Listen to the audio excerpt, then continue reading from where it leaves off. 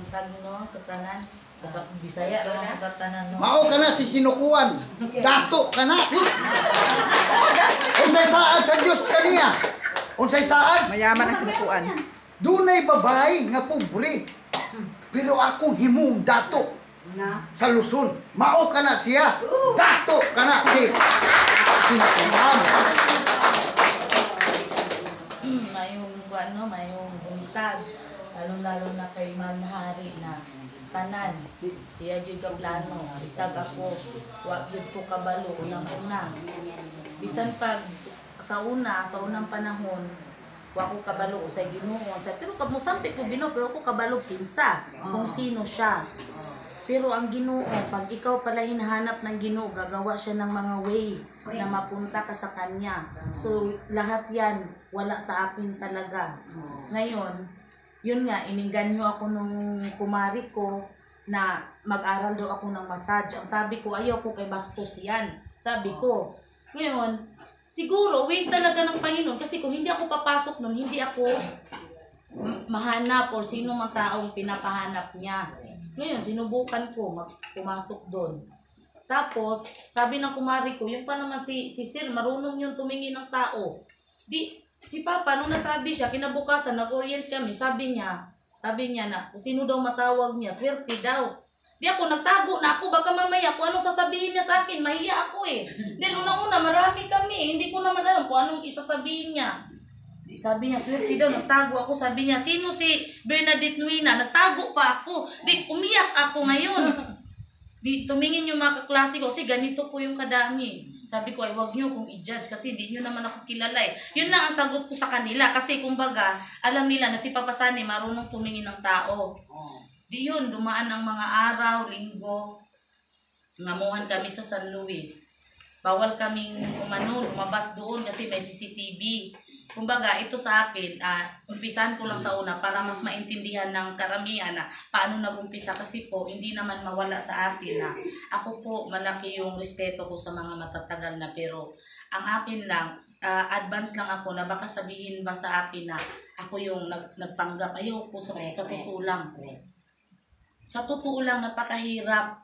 Ang material, pwede mo pang gawin lahat eh. Pero kung nasa spiritual ka na, limitado na. Kasi takot ako ni Manhari. Kasi parusahan niya ako eh. Kaya ako talaga, although tao lang ako, material tayo, ingat na ingat. Pero nandyan pa rin yung nagkakasala tayo. Normal lang yan kasi nasa mundo pa tayo eh. Dito sa ginagalawan natin. Walang perfecto kundi ang Ginoo lang si Manhari. So ngayon, si Papa, binigyan niya ako ng kape. Nung time na problemado ako sa pamilya ng asawa ko. Hindi ako tanggap. Yung mama ko nagalit, ba't ako nag-asawa? Kasi gusto nila makatulong ako sa kanila. Eh, wala akong magawa eh.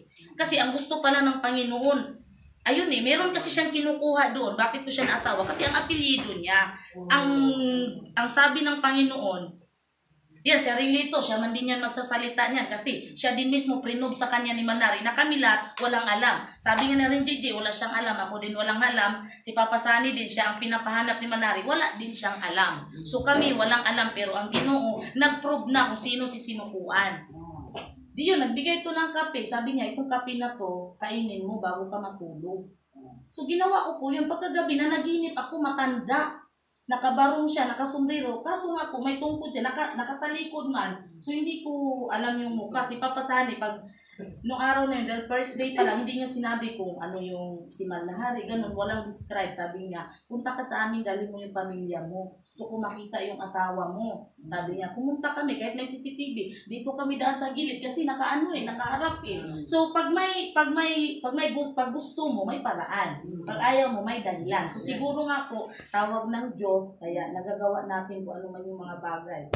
Di yun, inano niya yung si Haring Atoy, tapos yun, hanggang naging sinto kami.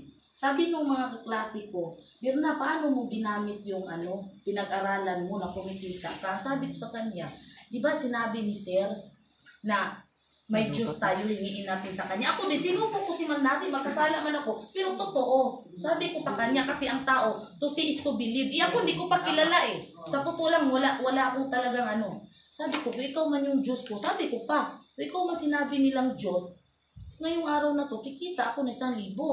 Di nga, umalis ako, nag-service ako. Pagka alas 10, kumita man ako ng 1.5? O ikaw nga talaga yung Diyos ko. Sabi ko, ikaw talaga yung Panginoon. Kasi sinubo ko siya. Sinubukan rin niya ako. Wala man akong karapatan ba. Kumbaga, inano ko lang po itong Ginoo ba. Pero total, hindi ko pa talaga siya kilala na siyang Ginoo. Pero kay binigay man niya sa akin nung araw na yun, siya na talaga yung Diyos ko. Simula noon. Di hanggang dumating ang sumakay kami ng jeep na magkaklase ko. Sabi ko, kasi sabi niya, daw sekreto? Sabi ko, kasi nagbibigay ako ng 10% sa Panginoon. May sumagot na matanda. Sa dulo, hindi ko siya kilala. Sabi niya, anak, ipagpatuloy mo lang yan. Ang grasya sa'yo, siksik-liglig, umaapaw. Di nangyari yon. Tapos, yung matanda na yon, dalawa na lang kami sa jeep. Makay, baba ako sa area 8. Sabi ko, Nay, may pinapay ako, bigay ko sa'yo. Sabi niya, wag na anak, bigay mo sa anak mo. Kung hindi, Nay, sa'yo yan, bigay ko. Sabi niya, anak, magkikita pa tayo. So, hindi ko alam kung saan o kailan kasi hindi ko siya kilala eh. Ngayon, nung 27 lang nagprogram, nung nagsalita si nanay, sinabi sa akin ni Manari, alas 12 ng gabi, pauwi kami. Yung matanda na nakasakay mo ng jeep, siya yun. Pinapaulit sa akin ng Panginoon, alas 2 na, hindi ako makatulog, sakit ng dito ko. Tumawag ako ngayon na rin, Jik, tsaka ni Papa, sino ba yung matanda na yun? Sabi ko, hindi ko kilala talaga si nanay. Sino ba yung matanda na yun? Sabi, ganito. Ganon, sabi ko, gusto ko siyang puntahan. Kasi inutusan ako ni Manari, hindi man sa pag-ano, sa talaga si Manari. Nagbibigay siya sa akin ng minsay, kaya nalalaman ko kung anong pinapagawa niya. Hindi po ako nagmamayabang na ganito, wala akong karapatan doon. Takot po talaga ako ni Manahari. Tapos yun, dumating na yung time, ilang taon, 2018, umuwi ako doon, binasbasan ako ni Manahari. Wala, parang wala lang, normal lang. Ngayon 2024, so 6 years. Ang inantay ba natin na wala tayong mga alam, parang nagbilang lang tayo. Wala kasi sa atin yun eh. Dahil si Manahari lahat na nagplano. 6 years. May naghanap may babae na inutusan pagpunta dito sa Luzon. May pinapahanap siya. May pinapahanap si Manahari sa kanya, pero wala siyang alam kung sino. Ngayon, sa totoo lang, merong inalok yung kaibigan ko sa Tagaytay sa Indang mismo na lupa. Sabi niya sa akin, meron akong lupa doon, gusto mo ba? Sabi ko, magkano ba? Sabi niya, 2.3. Mahal yun. Wala akong ganun. Sabi kong ganun sa kanya. Pero sabi ko sa kanya, nag-usap kami, pinakain ko siya dahil pinuntahan ko. After nun, sabi ko kung saan ka makaluwag, sinong mag-offer sa'yo ng malaki, kung saan mo gusto, kung sa akin, salamat. Kung sa kanya, salamat din. Kasi choice mo yun eh, dahil ikaw nangangailangan ng pera eh. Pero sinabi ko talaga sa kanya, ang pera ko 600 lang. Kung may mag-offer sa'yo ng 1 million, bigay mo na lang sa kanya. Pero mamaya, mag-usap kayo ng asawa mo, pagka sinabi ng asawa mo na pag-usapan, i-message mo ako. So ngayon, pagdating ko, sabi ko sa asawa ko, yung lupa doon ba, maganda man siya, pero ewan ko sa'yo. Kuha siya ng yilupad. Sabi, tika lang, kaya akong bulpin. Magawa ko doon ng parkingan. Sabi ko, wag maudlot. Sabi ko, wag maudlot yun. Saka na lang, hindi ako tumatawag nila papasani. Kasi wala kasi akong nililihim. Lahat ng nangyayari sa amin, talagang nagsasabi po ako. Nay, ganun. Huwag mo na pa. Tapos ngayon, pumunta kami kinabukasan, nagpicture ako. Ngayon, bigla din to si Papasani, pag uwi namin, hindi siya online 1 hour ago, pero tinawagan ko siya. Yung pala, nag-usap sila noong babae, pero hindi alam na kumbaga pa, ito naman na binulgar na. Si Rayna Hermosa, talaga yung hinutusan ni Manahari. Sa totoo lang, nag-ninja pa nga daw yun siya eh. Tago-tago ba? Kasi ayun po yung gusto ng Ginoo. Wala pa man, ninja siya. Tapos pagdating ko dun sa kanila, usap kayo, sabi ko, Upa, bakit may picture kang bago ni Manahari? Sabi ko, ko silpo ko. Pa, yung picture na yan, yung yung panganod, pariho lagi dito sa sa cellphone ko. Bakit ganon? Sabi ko talaga, kasi inosente ba? Napaka-inosente. So, bakit ganon pa? Pariho man yung mo. Di, upo kami, pintuan, sabi ko. Maya-maya, alas 9 pa. Bakit may bata dyan umiyak niyo? Hindi, kapitbayan. Wala ka naman kapitay. Si Marie Idralin, wala naman yung maliit. Doon sa kabila, wala. Doon sa kabila, matanda na rin. So, paihi nga ako. Umiyak yung bata. May bata talaga kayo. May tinatago kayo dito sa akin. Nagtatawanan to sila ni Bonso, sabi niya. Kasi nagtahap na yung puso ko, magsabi kayo sa akin. Parang nagalit ba ko? Bakit kailangan yung maglihim sa akin? Sabi kong ganon. Sabi ni Papa, sige na, punta ka doon. Kung sino makita mo, buksan mo. Pagbukas ko, wala man. Tapos tumalikod ako. Iyak na naman ulit yung bata. Kung may bata talaga kayo dito, may nililihim kayo sa akin. Sabi kong ganon. Sinasabi niya, te, samahan mo, sabi ko sa kanya, gusto, samahan mo nga ako kung anong pinapabuksan niyo dyan, kung ano ba yan dyan, sabi ko. Sige, ikaw magbukas, ikaw na lang. Kasi kinakabahan ako, sabi, ikaw ang kailangan magbukas dyan, hindi ako. So, bukas ako sa pinto. Uy, pag silip ko, sira na yung sapat yung bata, pawis na pawis, sabi ko. Bumalik ako doon sa upuan kasi wala kang kaming usapan. Wala kaming usapan. Bumalik ako, sabi niya kay Papa Sani, Hari. Pero nung time na nandyan sa kay Papa Sani, sinabi na ni Manari, arayat, tatlo. So ngayon, pag upo ko, ilagutan ako. Sabi niya, may bibigay ako sa'yo, tatanggapin mo ba? Sabi ko naman sa kanya, tatanggapin ko kung galing sa puso mo, kasi tatanggapin ko rin ang galing sa puso ko. Yun ang sagot ko sa kanya. Yan, inabot niya yung picture ni Manhari. Tapos, nung dumating din, pauwi na kasi ako lang, pinapahanap lang Punta sila sabay, nangiin siyang sign ni Manhari. Kung siya man si sinukuan, Manhari, mayroon akong makitang mga sign sa bahay. Pagbungad pa lang na sa pinto, nakita niya kaagad yung sign na binigay ni Manhari. Tapos umikot, pinto-pintuan, umikot siya doon. Pumunta naman sa kabilang bahay. Umikot doon, nakita ulit ang sign. Doon na kami nag-usap sa lamesa kumakain. Sabi niya, bibigyan kita 3 weeks, 3 months. Kasi anong month yun siya pumunta pa? March. 3 weeks, 3 months. Pero nung time na yun, 3 days pa lang, binigay na sa akin ni Manhari. Nay, gipadang guna, 11:00 sa buntag. Pagod na pagod ako, sabi ko sa sawa ko pa. Sabi niya, tara na, alis tayo. Sabi ko, hindi, maawa ka sa akin, patulugin mo muna ako. Kasi, may purpose din si Manhari. Bakit? Hindi ko alam kung anong espiritu na pumasok sa katawan. Kasi tamlay ako. Gusto ko matulog. Ngayon, binigay na ni Manhari yung panaginip. Pero hindi pa yung binyag na yan, hindi pa. So ngayon, hanggang nakauwi ng dapitan, yun ang panaginipan ko, talagang nagkatotoo dahil binigay din talaga ni Manhari yun. So hanggang umuwi ako dito.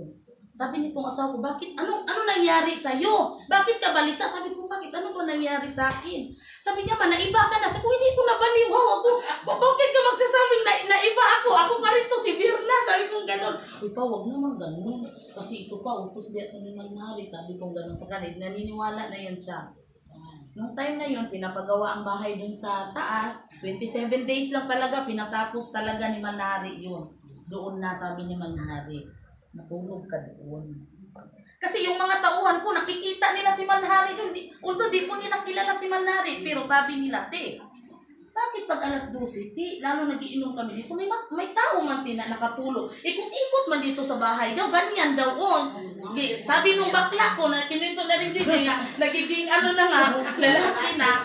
Sabi niya, sabi niya, maniwala ko sa inyo, mabutbuto na mo, galbulak-lala na nyo, ganyan din yun na magsalita kasi bakla nga po. Ngayon, siya talaga mismo, pinakita ni Manhari, si Manhari nakatayo doon sa puno, iyak siya, tawag sa akin, dahil nandito ako natulog.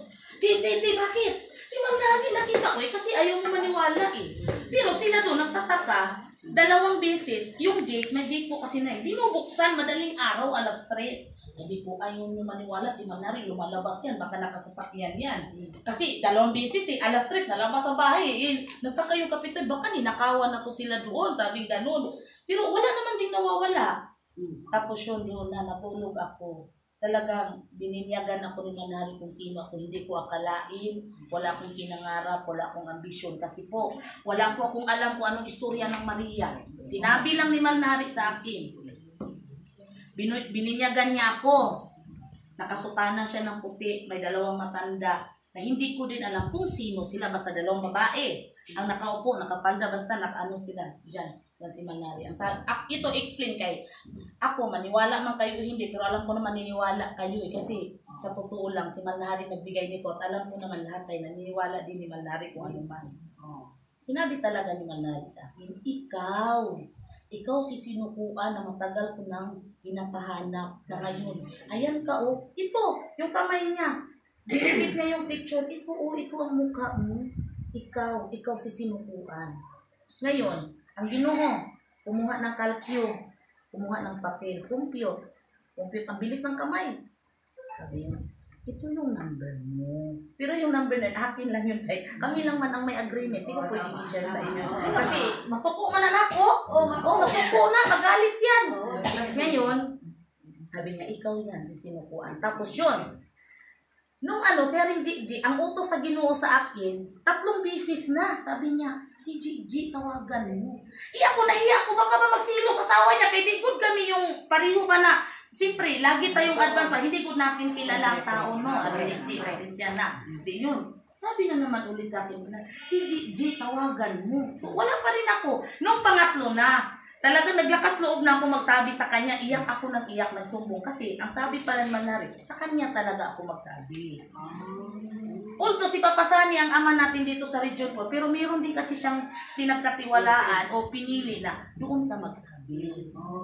Tapos, yun, sa ngayon, magpasalamat na lang tayo dahil ang Diyos namili. Ako, hindi ko tinatas ang sarili ko. Nasa baba lang ako. Yun yung maipapangako ko. Natakot ako sa Panginoon ko. Ano lang sasabihin na yun lang din susundin ko.